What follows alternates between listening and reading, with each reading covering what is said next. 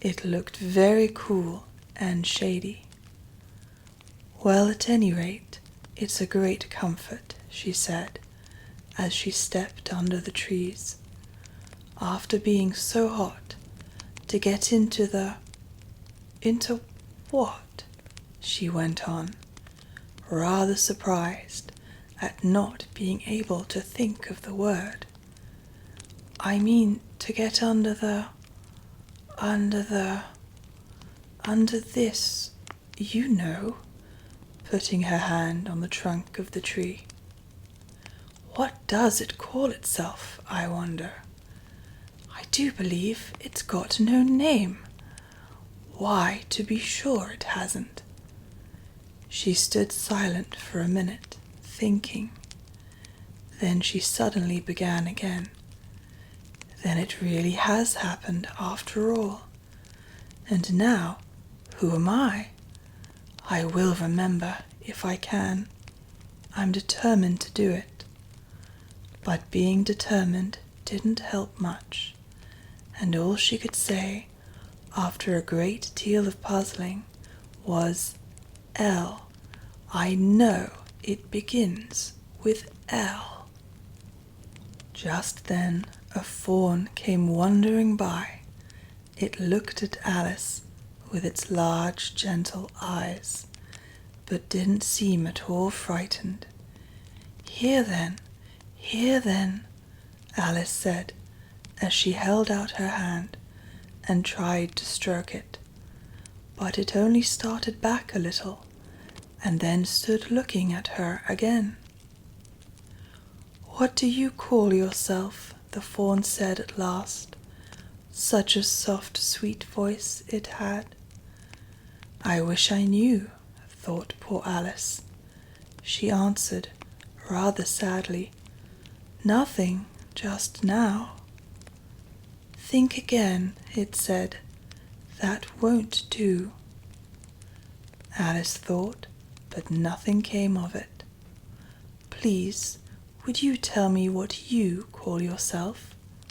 she said timidly. "I think that might help a little." "I'll tell you, if you'll move a little further on," the fawn said. "I can't remember here." So they walked on together through the wood, Alice with her arms clasped lovingly around the soft neck of the fawn, till they came out into another open field, and here the fawn gave a sudden bound into the air and shook itself free from Alice's arms. "I'm a fawn!" it cried out in a voice of delight. "And dear me, you're a human child." A sudden look of alarm came into its beautiful brown eyes, and in another moment it had darted away at full speed. Alice stood looking after it, almost ready to cry with vexation at having lost her dear little fellow-traveller so suddenly. "However, I know my name now," she said. "That's some comfort. Alice, Alice. I won't forget it again.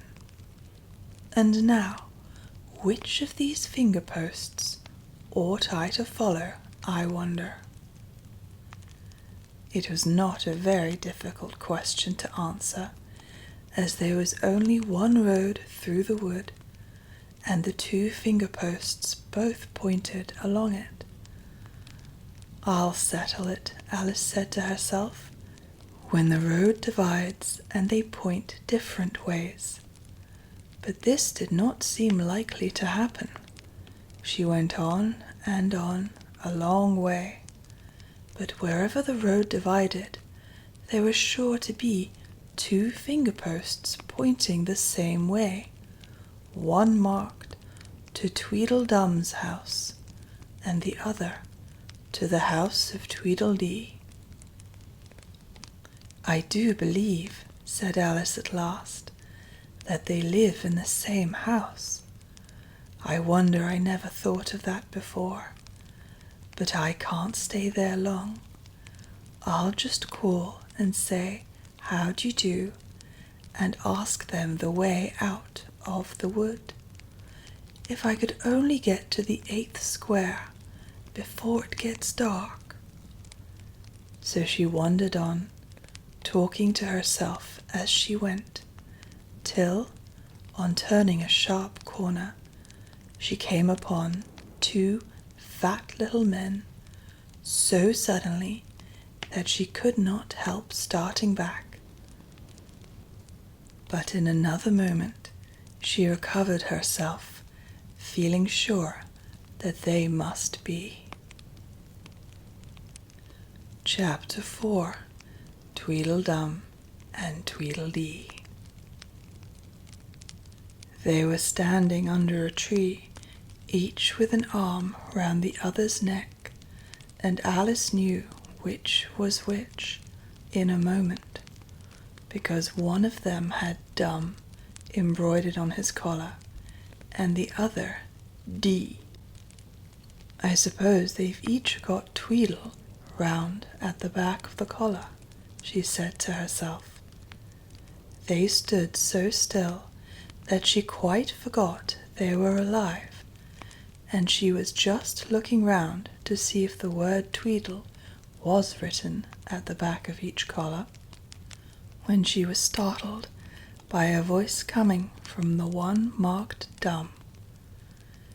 "If you think we're waxworks," he said, "you ought to pay, you know. Waxworks weren't made to be looked at for nothing, nohow." "Contrariwise," added the one marked D, "if you think we're alive, you ought to speak." "I'm sure I'm very sorry," was all Alice could say, for the words of the old song kept ringing through her head like the ticking of a clock, and she could hardly help saying them out loud. Tweedledum and Tweedledee agreed to have a battle, for Tweedledum said Tweedledee had spoiled his nice new rattle. Just then flew down a monstrous crow, as black as a tar barrel, which frightened both the heroes so they quite forgot their quarrel. "I know what you're thinking," said Tweedledum, "but it isn't so, nohow." "Contrariwise," continued Tweedledee, "if it was so, it might be, and if it were so, it would be. But as it isn't, it ain't. That's logic." "I was thinking," Alice said very politely, "which is the best way out of this wood? It's getting so dark. Would you tell me, please?" But the little men only looked at each other and grinned. They looked so exactly like a couple of great schoolboys that Alice couldn't help pointing her finger at Tweedledum and saying, "First boy." "Nohow," Tweedledum cried out briskly, and shut his mouth up again with a snap. "Next boy," said Alice, passing on to Tweedledee, though she felt quite certain he would only shout out "contrariwise," and so he did. "You've been wrong," cried Tweedledum. "The first thing in a visit is to say, 'How d'ye do?' and shake hands." And here the 2 brothers gave each other a hug, and then they held out the 2 hands that were free to shake hands with her. Alice did not like shaking hands with either of them first, for fear of hurting the other one's feelings. So, as the best way out of the difficulty, she took hold of both hands at once. The next moment they were dancing round in a ring. This seemed quite natural, she remembered afterwards, and she was not even surprised to hear music playing